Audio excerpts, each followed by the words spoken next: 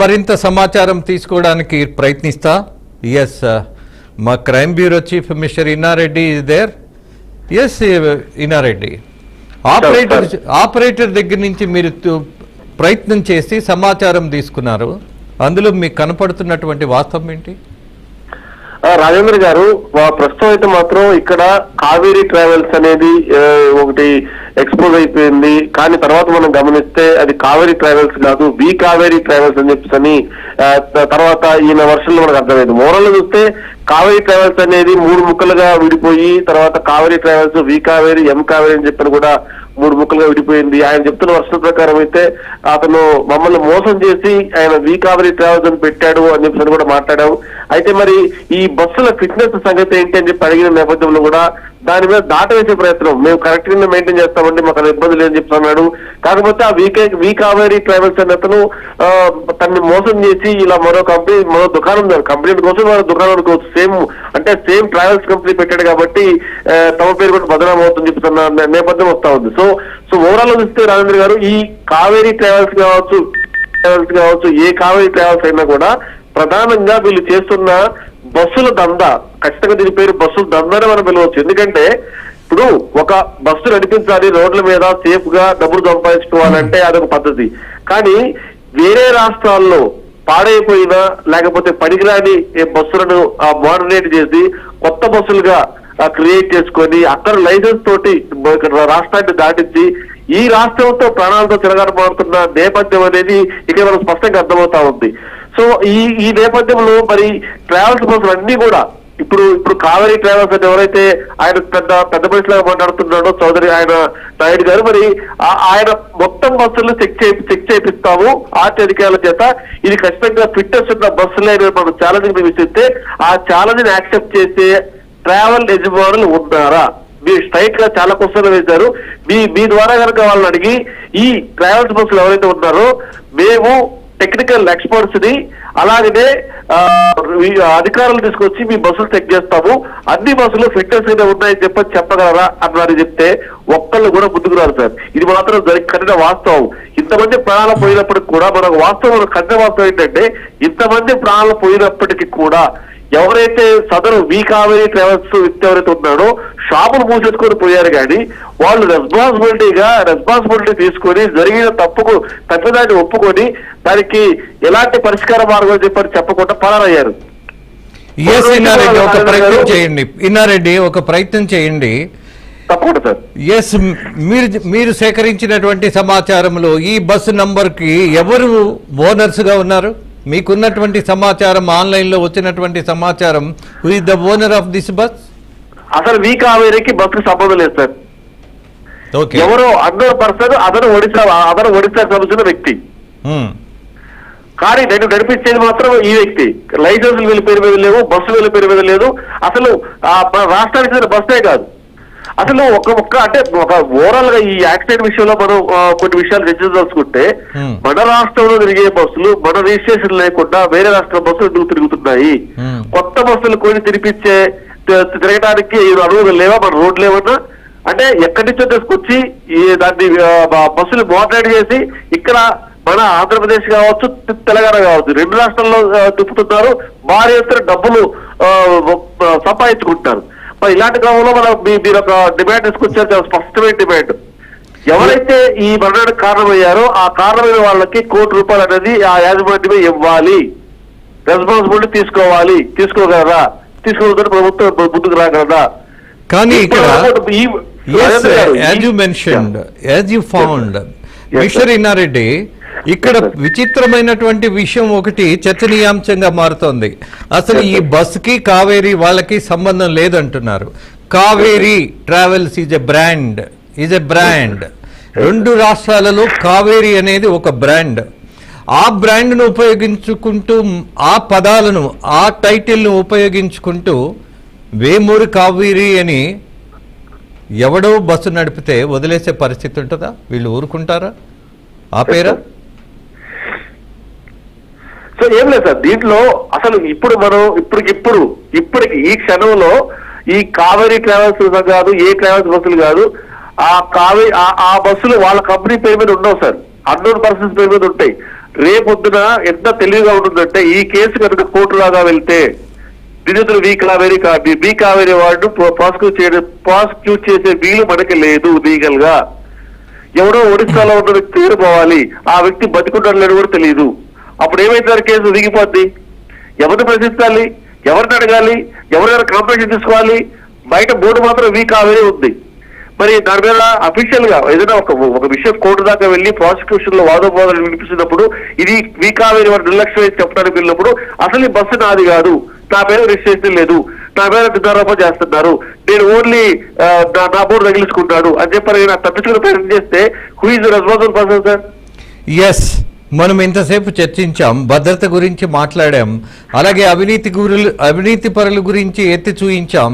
ఇవాళ ఇక్కడ మన కళ్ళ ముందు కనపడుతున్నటువంటి ఒక బాధ్యత ఉన్నది mister Inna Reddy. What we have to do? ఇవాళ ఏవైతే బస్సులు ఆగి అక్కడ ఆపబడి ఉన్నాయో ఆర్టీఏ అధికారులను తీసుకొని అక్కడికి వెళ్ళి ఫిట్నెస్ టెస్ట్తో పాటు మిగతా ఏవైతే ఫార్మాలిటీస్ ఉంటాయో, రూల్స్ ఉంటాయో దానికి తగిన విధంగా ఈ బస్సులు ఉన్నాయా లేవా అన్నది take all the reporters. I think at least 60 మంది రిపోర్టర్లు ఇవాళ హైదరాబాద్ నగరంలో మీకు అవైలబుల్గా ఉన్నారు. Take all the people, go to that place, demand all the officials, ఎన్ని బస్సులకు ఫిట్నెస్ ఉన్నది అన్నది తేల్చమనండి. అప్పటి వరకు ఒక బస్సు కూడా హైదరాబాద్ నగరం నుంచి కదలకూడదు అన్నటువంటి ప్రకటన చేయండి, ప్రయత్నం చేయండి. అలాగే ట్రాన్స్పోర్ట్ మినిస్టర్తో మన అభిప్రాయాన్ని, మన నిర్ణయాన్ని తెలియచేయండి. దీన్ని అమలు చేసేటటువంటి ప్రయత్నం mister Inna Reddy, take it as a challenge. తప్పకుండా సార్, తప్పకుండా సార్. ఖచ్చితంగా ఈ నిర్ణయం మనం చేసి ఈ ఖచ్చితంగా అంటే ఒకటే కాదు, దీన్ని 2-3 విషయాలు మీతో మెన్షన్ చేసి ఆల్రెడీ. బస్సులు ఎవరైతే నడిపిస్తున్నారో వాళ్ళ పేరు బస్సులు ఎందుకు లేవు, వేరే రాష్ట్రానికి బస్సులు తీసుకురావాల్సి వచ్చింది. ఇప్పుడు మీరు నడిపించిన బస్సుల్లో ఫిట్నెస్ ఉందా, ఆ ఫిట్నెస్ చెక్ చేయడానికి వస్తున్నాము మీరు అంటే తప్పించుకుని పారిపోతారు సార్, లేదని చెప్పి అంటారు. మనకు అందుబాటులో అధికారులు ఉన్నా కూడా బస్సులు చెక్ చేయడానికి వాళ్ళు అవకాశం లేకుండా వాళ్ళు ఏదో ఒక రకంగా పారిపోయే ప్రయత్నం చేస్తారు. ఖచ్చితంగా సార్ మనం ప్రయత్నం అయితే చేద్దాం. మన రిపోర్ట్లు అందరితోటి అక్కడున్న ఏవైతే వెహికల్ ఇన్స్పెక్టర్స్ ఎవరైతే ఉన్నారో వాళ్ళని తీసుకుని పోయి బస్సు ఫిట్నెస్ ఆన్ కెమెరా, ఎక్కడో గుట్టుచప్పుడు కాకుండా చెట్ల కాకుండా ఆన్ కెమెరా బస్ ఫిట్నెస్ ఏదో చెక్ చేసి విడుదలగానే ఫిట్నెస్ సర్టిఫికేట్ ఇచ్చే ఏర్పాటు ప్రయత్నం చేద్దాం సార్. ఇప్పుడు వస్తుంది సార్, మొత్తం డొల్లంతా బయటపడుతుంది. బస్సులు వాళ్ళ పేరు మీద లేకపోవటం, ఫిట్నెస్ లేకపోవటం, అనుమతులు ఎలా ఇచ్చారంటారు సస్పెక్ట్స్, ఇవన్నీ కూడా బయటకు చాలా స్పష్టంగా కనిపిస్తుంది రాజేంద్ర గారు. ఎస్, ఇమ్మీడియట్ గా మనం స్పందించాలి దీని మీద. మీకున్నటువంటి సోర్సులు మంత్రితో మాట్లాడండి, కమిషనర్తో మాట్లాడండి, అధికారులతో మాట్లాడండి, ఎవరెవరు వస్తారో తేల్చుకోండి, రాకపోతే వాళ్ళ విషయం కూడా తేల్చి పడేయండి. ఇవాళ బాధ్యతగా ఒక్క బస్సు కూడా హైదరాబాద్ నగరం నుంచి కదలకూడదు అన్నటువంటి నిర్ణయంలో మన ప్రయత్నం మనం చేద్దాం. జరిగేదేదో జనానికి వదిలేద్దాం. జనం నిలబడితే ఇవాళ ఒక్క బస్సు వెళ్ళదు, ఒక్క మీడియా వాడు కదిలితే చాలు. ఇవాళ కొన్ని ఘోరమైనటువంటి ప్రమాదాలు ఆపగలమన్నటువంటిది ప్రూవ్ చేయాలి, నమ్మకం పెంచాలి. చర్చలతో సమాచారం ఇవ్వడంతో ముగించాల్సిన పని లేదు. బియాండ్ జర్నలిజం, ఎప్పుడైనా ఎక్కడైనా అవసరమైనప్పుడు అందరం కలిసి రోడ్డు మీదకి రావాల్సిన పరిస్థితి ఉంటే దాన్నే చూయిస్తా. ఆ ప్రయత్నమే జనాల్లో పంచుతా. ఆ ప్రయత్నమే జనంలో ఒక బాధ్యతని, ఒక నమ్మకాన్ని, ఇవాళ మీడియా మీద నమ్మకం లేనటువంటి దశల్లో ఆ నమ్మకంతో పాటు గౌరవాన్ని కూడా పెంచేటటువంటి ప్రయత్నం బీఆర్కే న్యూస్ నుంచి మనందరం కలిసి చేయాల్సినటువంటి ఒక నిర్ణయాన్ని ప్రకటిస్తూ ఎస్, ఈ క్షణం నుంటే ఆ ప్రయత్నం చేయబోతున్నాం. ఖచ్చితంగా సార్. యా, చిన్న బ్రేక్ తీసుకుంటా. Yes, anything you want to add? లేదు సార్, ఖచ్చితంగా సార్. మన ఎవరైతే అందుబాటులో రిపోర్ట్లందరూ కూడా మనం సమాచారం ఇచ్చి ఇమీడియట్ గా ఎక్కడైతే బస్సులు ఉన్నాయో ఆ బస్సుల దగ్గర వెళ్ళేటప్పుడు on camera with vehicle inspector వెళ్ళి చెక్ చేస్తే అన్ని విషయాలు బయటపడతాయి సార్. నిజాయితీ ఉంటే వస్తాడు, నిజాయితీ లేదంటే పారిపోతాడు. నాకు తెలిసి నిజాయితీ లేని వ్యక్తులు ఉంటారని చెప్పేసి కూడా మనం నిజాయితీ ఉన్న వ్యక్తులు ఉంటారని చెప్పి ఆశిద్దాం సార్. దీని మీద ఖచ్చితంగా ట్రాన్స్పోర్ట్ మినిస్టర్ తో మాట్లాడి ఆ సదవకాశాన్ని కల్పించి మన బీఆర్కే మీడియా ఆన్ కెమెరా ఎదురుగా ఫిట్నెస్ చెక్ చేయడానికి అనుమతి కోరుతాం సార్, తప్పకుండా. షూర్. అలాగే మరొక విషయాన్ని కూడా ఇక్కడ రాజకీయంగా భావించాల్సిన పరిస్థితి లేదు. పదే పదే కొంతమంది తెలంగాణ రాజకీయ నాయకులు మాట్లాడుతూ ఉంటారు ఆంధ్రోళ్ళ దోపిడీ అని. ఇక్కడ ఆంధ్ర ఆపరేటర్స్ చాలా మంది ఉన్నారు సోదరా. ఎవరైతే ఆంధ్ర దోపిడీ అని మాట్లాడినటువంటి మాజీ మంత్రులు ఉన్నారో వాళ్ళని అలర్ట్ చేస్తున్నా. మీకు నిజంగా బాధ్యత ఉంటే, మీకు సామాజికమైనటువంటి కనీసం ఆలోచన ఉంటే యు జస్ట్ కమ్ అవుట్. ఈ బస్సుల్లో జరిగినటువంటి మొత్తం ఏదైతే ఒక లోపభూయిష్టమైనటువంటి విధానం ఉందో దాని మీద కదిలిరండి. ఎవడో ఒకడు ఏదో మాట్లాడాడని దాడి చేయటం కాదు, ఎవరెవరు దోపిడీ చేస్తున్నారు అన్నటువంటి డైలాగులు కొట్టడం కాదు. ఇక్కడ దోపిడీ లేదు, ఏది లేదు. ఏ రాష్ట్రం వాడైనా బస్సులు నడపచ్చు. కానీ ప్రత్యేకించి కొంతమంది కుహనావాదులు మాట్లాడతారే వాళ్ళని రమ్మనండి కనీసం. ఎందుకంటే ఒక చెడ్డవాడి వల్ల కూడా, ఒక బుర్ర లేనివాడి వల్ల కూడా మంచి జరుగుతుందని నేను నిరూపిస్తా. వాళ్ళొచ్చి నిలబడితే, వాళ్ళొచ్చి ఈ బస్సుల టెస్టుల గురించి, ఫిట్నెస్ గురించి నిలబడితే వాళ్ళకి తెలియకుండానే సమాజానికి కొంత మంచి చేసిన వాళ్ళు అవుతారు. MI right mister Inna Reddy? చాలామంది పొలిటికల్ లీడర్సు చాలా వ్యాఖ్యలు చేశారు. సార్ ఇది అంతా కూడా ఎలా ఉందంటే, ఈ రాజకీయ వ్యవస్థ ఎలా ఉందంటే, ఇంట్లో కూర్చొని జుమ్కాల్లో మాట్లాడి ఏదో తమ ప్రతాపం చూపిస్తారు కానీ నిజంగా ప్రజా శ్రేయస్సు కోరి, ప్రజల బాగు కోరి, ప్రజల కోసం పాటుపడాలి, ప్రజల కోసం కష్టపడాలి, ప్రజల బాగు కోసం మేము పాటుపడతామని నిరూపించుకోవాలంటే గడప దాటి నిజమైన అంబిషన్ తో మనం ఏదో ముందుకు వచ్చామో, మరి వాళ్ళు కనుక ముందుకు వస్తే మరి మినిస్టర్ తో మాట్లాడి అందరం ఎక్కడైతే బస్సుల డబ్బు ఎక్కడైతే ఉంటుందో, వీళ్ళంతా ఎక్కడెక్కడ ప్రజాసి వాళ్ళ బస్సులు డబ్బు పెడతారో అక్కడికి టెక్నికల్ అధికారులు, టెక్నికల్ ఎక్స్పర్ట్స్ మీరు కూడా రండి. నిజంగా నిజాయితీ ఉంటే రావాలి. నాకు తెలుసు సార్, మనం ఆక్రోశం వెళ్ళగట్టం తప్పించి వాళ్ళెవరూ రారు. వాళ్ళకి కావాల్సిన సమాజ శ్రేయస్సు కాదు. నిజంగా సమాజ శ్రేయస్సు ఉంటే మనం పిలుపునిద్దాం సార్, ఒక టైం పెడదాం, టైం పాటికి పెడదాము. ఈ టైంలో బీఆర్కే కెమెరా ఆధ్వర్యంలో మేము ఫిట్నెస్ కోసం వెళ్తున్నాము, మీరు రాగలరా అని చెప్పేసి ఒక టైం బాండింగ్ పెడతాం సార్. ఆ టైం బాండింగ్ లో పలానా ప్లేసుల్లో మేము మన మినిస్టర్ సహకారంతో అక్కడికి వెళ్తున్నాము, చక్రం చేస్తున్నాము, మీరు రాగలరా అని పిలుపునివ్వండి సార్. ఎంతమంది వస్తే వాళ్ళు చేతి పలుస్తారు అండి. ఎస్, ఖచ్చితంగా మొత్తం సోషల్ మీడియాలో దద్దరిల్లిపోవాలి ఈ కార్యక్రమం గురించి, చేయబోయే ప్రయత్నం గురించి. ఈ ప్రయత్నంలో ఎంతమందిని మనము రక్షించగలము అన్నటువంటి విషయాన్ని, అలాగే ఎక్కడైతే అవినీతి అధికారులు ఉన్నారో, ఎక్కడైతే లోపభూయిష్టమైనటువంటి విధానం ఉందో దాని మీద ఒక యుద్ధం ప్రకటిస్తున్నట్టుగా పౌర సమాజాన్ని మేల్కొల్పేటటువంటి ప్రయత్నం మీరు చేయాలి ఇన్నారెడ్డి. సోషల్ మీడియా మొత్తం BRK news team, core team ఏదైతే ఉన్నదో దాంతోపాటు గ్రౌండ్ రిపోర్టర్స్ ఎంతమంది అయితే ఉన్నారో వాళ్ళందరూ బాధ్యతగా కదలబోతున్నారు. కలిసొచ్చే వాడిని ఎవడైనా సరే, ఏ పార్టీ అయినా సరే, లెట్ దెమ్ జాయిన్. అలాగే అధికారులకు కూడా మీరు ఈ క్షణం నుంచే ఈ ప్రయత్నం చేసే దాని మీద కలిసి రావాలని మాత్రం గట్టిగా చెప్పాల్సిన సందర్భం ఇది. తప్పకుండా సార్. Yes sir. అలాగే నాకు గ్రౌండ్ రిపోర్ట్ కర్నూలు నుంచి నా కొలీగ్ మిస్టర్ ప్రకాష్ సిద్ధంగా ఉన్నాడు. ఎస్ ప్రకాష్, మరింత సమాచారాన్ని చేరవేసేటటువంటి ప్రయత్నంలో ఇవాళ ఉన్నటువంటి, ఇప్పుడున్నటువంటి అప్డేట్ మిస్టర్ ప్రకాష్. మంత్రులు వచ్చారు. ఎస్ రాజేంద్ర గారు, మనం చూసుకున్నట్టయితే ప్రస్తుతం దాదాపుగా 19 మంది ఎవరైతే ఇక్కడ బస్సులో ప్రయాణించే ప్రయాణికులైతే ఎవరైతే ఈ అగ్నికి ఆహుతి అయిపోయారో, ఇది కేవలం ట్రాన్స్పోర్ట్ ఎవరైతే అధికారులు ఉన్నారో వారి లోపమే. వారు ముందస్తు జాగ్రత్తలు తీసుకోకుండా ఎవరైతే ఈ ట్రావెల్స్ రన్ చేస్తున్నారో వారికి సరైన సూచనలు అవన్నీ ఇవ్వకుండా నడుపుతున్నారు. కాబట్టి ఇలాంటి దుర్ఘటనలు అప్పుడప్పుడు జరుగుతున్న పరిస్థితి. కుటుంబాలు నాశనం అయ్యే పరిస్థితి కూడా మనం అయితే చూస్తున్నాం. రోడ్డు పాలు అయిపోయినారు, మొత్తం అంతా దగ్ధం అయిపోయినాయి. బాడీ ఎవరిదో, ఏ పార్టీ ఎవరిదో కనుక్కోకుండా బూడిదైపోయిన పరిస్థితి అయితే ఉంది. దాదాపుగా 19 మంది ఇక్కడ గతగాత్రులు అయితే మొత్తం కర్నూలుకి సంబంధించిన గవర్నమెంట్ హాస్పిటల్ కి సంబంధించిన సిబ్బంది అయితే పొద్దున్న 8 గంటల నుండి మధ్యాహ్నం 2 గంటల వరకు పోస్ట్ మార్టం నిర్వహించి వారి డిఎన్ఏ శాంపుల్స్ అన్ని తీసుకొని పైకి నెక్స్ట్ ఫర్దర్ ఇన్వెస్టిగేషన్స్ అయితే పంపించడం జరిగింది. అయినా కూడా ఇప్పటికి కూడా కనుక్కునే పరిస్థితి లేదు. ఇది కేవలం గవర్నమెంట్ వారి తప్పిదమే. వారు సరైన ఇన్స్ట్రక్షన్స్ ఎవరైతే ట్రావెల్స్ వాళ్ళకు సూచించకపోవడం వల్లనే సరైన ఫిట్నెస్ సర్టిఫికేట్ లేని బస్సులు ఇంకా నడుపుతున్నారు. కాబట్టినే ఇలాంటి సంఘటనలు ఏవైతే మనం చూసుకున్నట్టయితే ఆ విమానయాల్లో ఎయిర్లైన్స్ లో కొన్ని సూచనలు ఇస్తుంటారు. ఎవరైతే ప్రయాణికులు ఎక్కిన వెంటనే ఒక ప్లేన్ స్టార్ట్ అయ్యే కొద్ది నిమిషాల ముందు ఇలాంటి సూచనలు ఏమైనా ప్రమాదాలు జరిగితే yes Prakash, that is different. Okay fine, అది జాగ్రత్తల్లో ఒక భాగమైనప్పుడు కంపారిజన్ లో మనకి విమానాల్లో ఇలాంటి భద్రతా విషయాలకు సంబంధించి అలర్ట్ చేస్తున్నటువంటి విధానం బస్సుల్లో కూడా ఎందుకు ఉండకూడదు అన్నది ఒక ఆలోచన. ఫైన్. కానీ మరొక విషయాన్ని మీ దగ్గర నుంచి నేను తెలుసుకోవాలనుకుంటున్నా.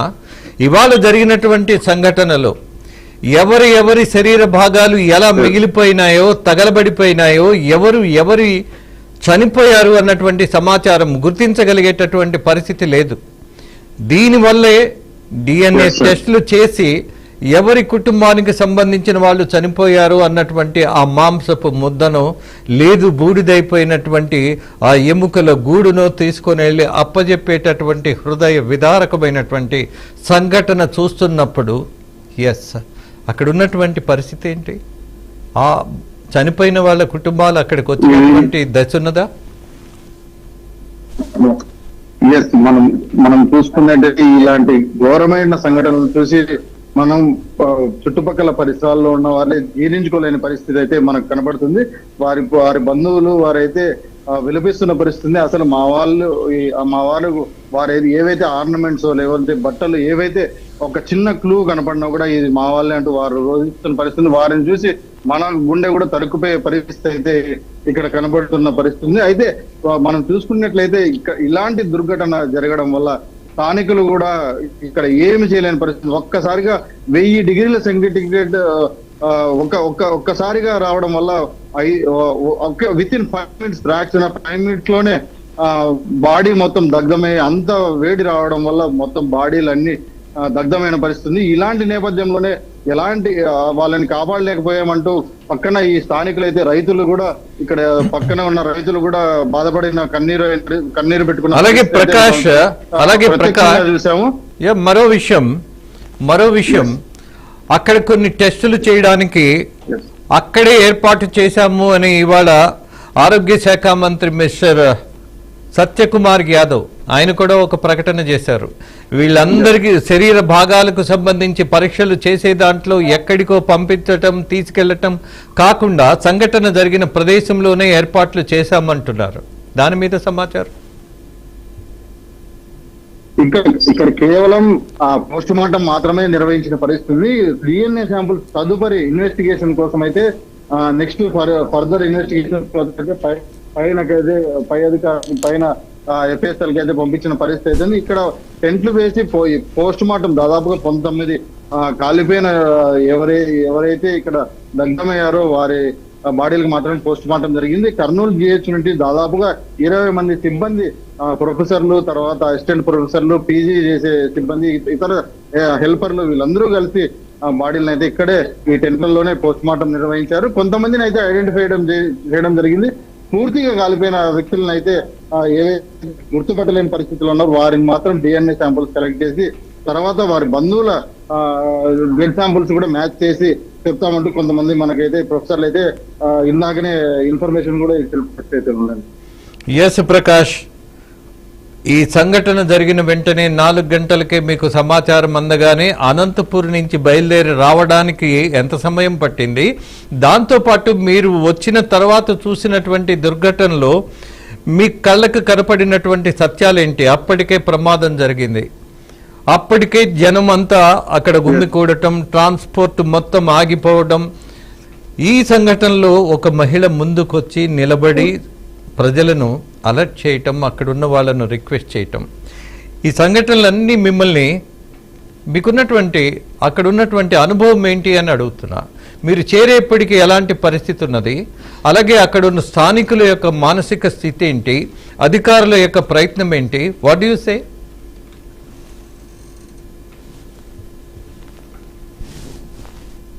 స్థలాన్ని చేరుతుంది. హృదయ విదారకమైన బరువెక్కిన గుండెతో మనం ఇక్కడ ఈ స్థలాన్ని అంతా పరిశీలించిన పరిస్థితి అయితే ఉంది. ఇక్కడ ఎవరైతే జరిగిన స్పాట్ లైవ్ లో ఉన్న వారిని కూడా అడిగి మనం తెలుసుకుంటే వారు బోరున విలపించి మేము ఏమి చేయలేని పరిస్థితుల్లో నిర్జీవంగా నిలబడిపోయాము, ఒక్కసారిగా ఆ మంటలు పోలేని పరిస్థితి అయితే ఉందంటూ వారు బోరున విలిపించిన పరిస్థితి మనతో చెప్పుకొని వారు తీవ్రమైన బాధకు కూడా లోనైన పరిస్థితి అయితే ఉంది.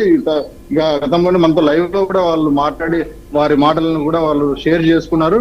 అయితే ఇంత తీవ్రమైన ఘటన మనకు చిన్న గాయం, చిన్న మంట, ఏదైనా నిప్పురవ తగిలితేనే మనం అల్లాడిపోతామే, అలాంటి 1000 డిగ్రీల సెల్సియస్ కి మించిన మంటలని వారు ఎలా భరించారు, ఎలా మంటల్లో గురయ్యారో మరి అది వర్ణించలేని, అసలు ఊహించలేని బాధాకరమైన సంఘటన. మొత్తం దేశమే కాదు, మొత్తం ఎక్కడ చూసినా కూడా ఈ విషయాన్ని తెలుసుకున్న వారు ప్రతి ఒక్కరూ బాధపడిన విషయమే.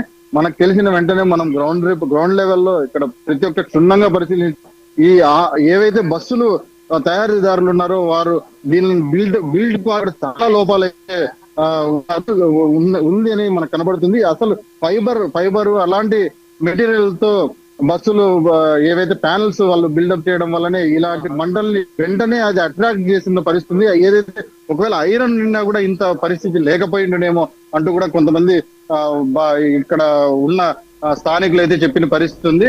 అయితే మొత్తం మీద ఈ సంఘటన మనం వచ్చిన వెంటనే, ఇక్కడ మనం చూసిన వెంటనే మన కళ్ళు కొద్దిగా భారీగా అయితే చెమ్మగిల్లి మనమే భరించలేని పరిస్థితి అయితే ఉంది. అలాంటిది వారి కుటుంబాలు రోడ్డును పడిన పరిస్థితి.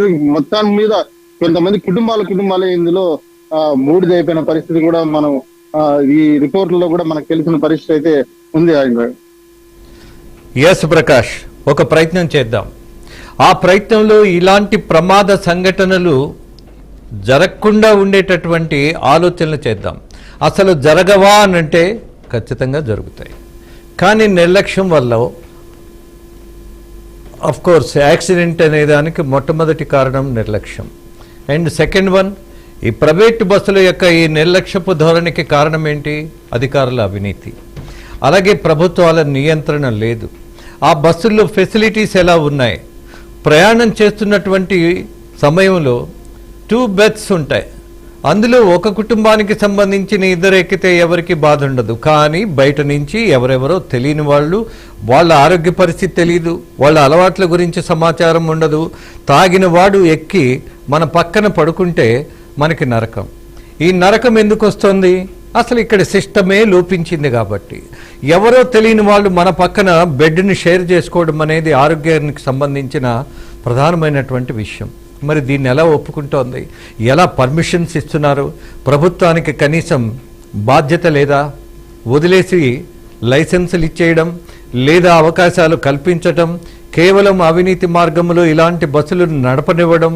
చాలా సింపుల్గా ఇప్పుడు వింటే ఆశ్చర్యకరమైనటువంటి విషయం ఏంటంటే, ఈ కావేరీ ట్రావెల్స్, ఏ బ్రాండ్ ఒక కావేరీ ట్రావెల్స్గా ఆంధ్రప్రదేశ్ తెలంగాణలో బస్సులు నడుపుతుందో అసలు ఆ బస్సు మాకు సంబంధమే లేదంటున్నారు. అది ఎవరిదో అంటున్నారు. మరి వేమూరి కావేరీ ట్రావెల్స్ అని బోర్డు పెట్టేసుకొని సంవత్సరాల కొద్దీ ఎలా పడితే అలా బస్సులు నడిపేస్తుంటే మరి కంప్లైంట్ ఎందుకు ఇవ్వలేదు కావేరీ ట్రావెల్స్? నన్ను ఇమిటేట్ చేస్తున్నటువంటి నా ఫాంట్ ఉపయోగిస్తున్నారు, నా నేమ్ ఉపయోగిస్తున్నారు. నాకు బహుశా కావేరీ ట్రావెల్స్కు ట్రేడ్ మార్క్ కూడా ఉంటుంది. If I think I'm not wrong, ఖచ్చితంగా వాళ్ళకి ఒక ట్రేడ్ మార్క్ ఉండొచ్చు. పోనీ లేకపోయినా సరే, ఒక బ్రాండింగ్ ఉన్నటువంటి ఒక కంపెనీ, కొన్ని సంవత్సరాల నుంచి నడుపుతున్నటువంటి అనుభవం కలిగినటువంటి కంపెనీని మరొకడు వచ్చి అడ్రస్ లేనివాడు పక్క రాష్ట్రంలో రిజిస్ట్రేషన్ కాబడి ఆ ఓనర్ కూడా ఎక్కడో వేరే రాష్ట్రంలో ఉన్నటువంటి పరిస్థితుల్లో ఇక్కడ ఆంధ్రప్రదేశ్లో తెలంగాణలో బస్సులు నడుపుతున్నారు అని అంటే ఇందులో ఉన్న రహస్యం ఏంటి? లోతేంటి? ఎలా జరుగుతుంది ఇలా? దీని మీద కూడా ఫోకస్ చేయాల్సిన దశ ఉన్నది. ఎనీహౌ, జరిగినటువంటి సంఘటనలో తీసుకున్నటువంటి నిర్ణయాలలో మొట్టమొదటిగా ఈ బాధిత కుటుంబాలకు ప్రభుత్వాల నుంచి ఇస్తారా లేక ట్రావెల్ ఆపరేటర్స్ దగ్గర నుంచి వసూలు చేస్తారా అన్నది ప్రధానం. ఇదే సందర్భంగా బీఆర్కే ఒక డిమాండ్ను ప్రజల ముందుకు తీసుకొస్తుంది. అవినీతి కట్టడాలకు అనుమతులు ఇచ్చినటువంటి అధికారులు, ఈ అవినీతి అధికారులు ఇచ్చినటువంటి అనుమతులను చూసి మోసపోయినటువంటి అమాయకులు, ఈ అమాయకుల పక్షాన రాష్ట్రం మొత్తం నిలబడాలన్నటువంటి నిర్ణయం ఒకటి తీసుకోవడం జరిగింది. అక్రమ కట్టడాల మీద గురి పెట్టడం, ఎవరెవరు అడ్డగోలుగా అవినీతిమయమైనటువంటి వ్యవహారాల్లో కట్టడాలు వ్యాపారం చేస్తున్నారో వాళ్ళని ఎండగట్టే పరిస్థితి ప్రారంభించాం. ఎవరిని వదిలిపెట్టే పరిస్థితి లేదు. మరొక విచిత్రమైనటువంటి విషయం మీకు జ్ఞాపకం చేస్తా. గతంలో ముఖ్యమంత్రిగా జగన్మోహన్ రెడ్డి వచ్చినప్పుడు ఆయన ఒక ప్రకటన చేశారు. అద్భుతమైనటువంటి ప్రకటనని చాలామంది నమ్మేశాం. ఏంటి ఆ ప్రకటన? నదీ పరివాహక ప్రాంతాల్లో కట్టినటువంటి అక్రమ కట్టడాలు మొత్తం ఆంధ్రప్రదేశ్లో ఎక్కడ కనపడినా కూల్చేస్తామన్నారు ఆయన. అబ్బా, విప్లవం అనుకున్నాం. కానీ అసలు రహస్యం ఏంటి? ఒక అక్రమ కట్టడం అక్కడే రాజధాని నగర ప్రాంతంలోనే కరకట్ట పక్కనే అక్రమ కట్టడాలు బీజేపీ వాళ్ళకు ఉన్నాయి, టీడీపీ వాళ్ళకు ఉన్నాయి, వైసీపీ వాళ్ళకు ఉన్నాయి, పార్టీల పరంగా ఆలోచిస్తే అందరికీ ఉన్నాయి. అలాగే అక్కడే ఒక వైద్యం చేస్తున్నాము అని మరొక మహానుభావుడు 4-5 అంతస్తుల భవనాన్ని కట్టాడు. ఆ కట్టిన వాడికి ధైర్యం ఏంటి? వెనుకున్నటువంటి వాడు బీజేపీకి సంబంధించిన వాడు అంటున్నందుకు నేను ఇబ్బంది పడట్లా. కొంతమందిని నేను గౌరవించలేను, నా వల్ల కాదు. ఎందుకంటే ప్రజాప్రతినిధుల పేరుతోటి వాళ్ళు ఆక్రమించుకొని భవనాలు కట్టేసి ఇవాళకి కూడా దాని మీద చర్యలు లేకుండా చేసుకున్నటువంటి రాజకీయం ఏదైతే ఉందో దాన్ని వదిలే ప్రసక్తి ఉండదు అని మేము భావించాం. కానీ ఆ తర్వాత జగన్మోహన్ రెడ్డి మర్చిపోయారు. కారణం, చంద్రబాబు ఉంటున్నటువంటి నివాసం కరకట్ట మీద ఉంది కాబట్టి, అది అక్రమ కట్టడం కాబట్టి దాన్ని పడగొట్టడానికి ఈ పంచ్ డైలాగ్ వాడారు. కానీ ఎక్కడ అక్రమ కట్టడాలను పడగొట్టాలన్నటువంటి ప్రయత్నం జరగల. కానీ ఇప్పుడు జరిగేటట్టు చేసే ప్రయత్నం మనం అందరం చేయబోతున్నాం. ఈ ప్రయత్నంలో భాగంగానే ఇవాళ రవాణాకు సంబంధించి ప్రైవేట్ ఆపరేటర్స్ చేస్తున్నటువంటి ఒక లోపభూయిష్టమైనటువంటి విధానంలో కొన్ని కుటుంబాలే కూలిపోతున్నాయి. కొంతమంది పసిపిల్లలే తగలబడుతున్నారు. ఎవరు? ఓకే. వీటన్నిటి మీద మనము తీసుకోవాల్సిన నిర్ణయాలలో స్పష్టమైనటువంటి ఒక కార్యాచరణ ప్రకటించాం. బీఆర్కే వేదికగా నా కోర్ టీం ఏదైతే ఉన్నదో అందరూ కలిసి ఆలోచించినప్పుడు కేవలం చర్చలతో 10 మంది వ్యాఖ్యలతో ముగిసి పక్కన పెట్టేస్తే కుదిరేటటువంటి వ్యవహారం కాదు ఇది. బాధ్యత కలిగినప్పుడు దాని గురించి ఒక ఉద్యమ స్వరూప ప్రభావంతో కొన్ని ప్రయత్నాలు జరగాల్సిందే. నిలబడుతున్న వాళ్ళని అలాగే సామాజిక బాధ్యత ఉన్న వాళ్ళను కలుపుకు వెళ్ళేటటువంటి ప్రయత్నం చేయాల్సిందే అన్న దాంట్లో our first demand is that ఇవాళ బస్సులన్నిటినీ ఆగి ఉన్నటువంటి బస్సుల్ని వాటి ఫిట్నెస్ మీద మాకు ఒక సర్టిఫికేషన్ కావాలి. ఇక్కడ తెలంగాణ ప్రభుత్వమా, అక్కడ ఆంధ్రప్రదేశ్ ప్రభుత్వమా, we are least bothered about that. But fitness టెస్టులు జరిగిన తర్వాత మాత్రమే బస్సులు కదలాలి అన్నది ప్రజల పక్షాన మొట్టమొదటి డిమాండ్ ముందుకు తీసుకొస్తున్నాం. రెండో డిమాండ్, ఖచ్చితంగా బాధిత కుటుంబాలకు ₹1 కోటి నష్టపరిహారం ఇవ్వాలి. దీంతో ఏదైనా న్యాయం జరుగుతుందా అనంటే అస్సలు జరగదు, అది మాకు తెలుసు. కానీ జరిగినటువంటి నష్టంలో ఏదైనా కొంచెం ఓదార్పైన ఉంటుందా అనంటే ఇది కంటి తుడుపు చర్య. కానీ ప్రభుత్వం స్పందించాల్సిన పరిస్థితి ఉన్నది అన్న దాంట్లో ₹1 కోటి బాధిత కుటుంబాలకు ఇవ్వాల్సిందే. This is our second demand. మూడోది, అసలు ప్రైవేట్ ట్రావెల్స్ని ఎందుకు ప్రోత్సహిస్తున్నాయన్నటువంటి ప్రశ్న ఇవాళ ప్రజల దగ్గర నుంచి, మీడియా దగ్గర నుంచి ప్రభుత్వాన్ని నిలబెట్టే ప్రయత్నంలో ఇన్ని వేల మంది కోట్ల ఆదాయాన్ని తీసుకొస్తున్నటువంటి పరిస్థితుల్లో వేల మంది ప్రయాణం చేస్తున్నటువంటి నేపథ్యంలో ఈ ప్రయాణికులకు భద్రత ఉండటలా, అలాగే వాళ్ళు పే చేస్తున్నటువంటి వాటికి ఫెసిలిటీస్ ఉండటలా, అలాగే ఏదో రోడ్డు మీద లారీ ఎక్కేసినట్టుగా బస్సుల్లో పాపం వేలాది మంది, అది వర్షం అవ్వచ్చు, ఎండ అవ్వచ్చు, ఏదైనా కావచ్చు, ఇంత బాధతోటి ప్రయాణం చేయాల్సిన పరిస్థితి ప్రభుత్వాలకి కళ్ళ ముందు కనపడుతుంటే కళ్ళు మూసుకున్న వాళ్ళు కళ్ళ తెరిపించాలన్నది మూడో వాదన. దీని మీద మరింత అప్డేట్స్ ఇవ్వడానికి మా AP bureau chief mister Eshwar ఉన్నారు. ఈశ్వర్.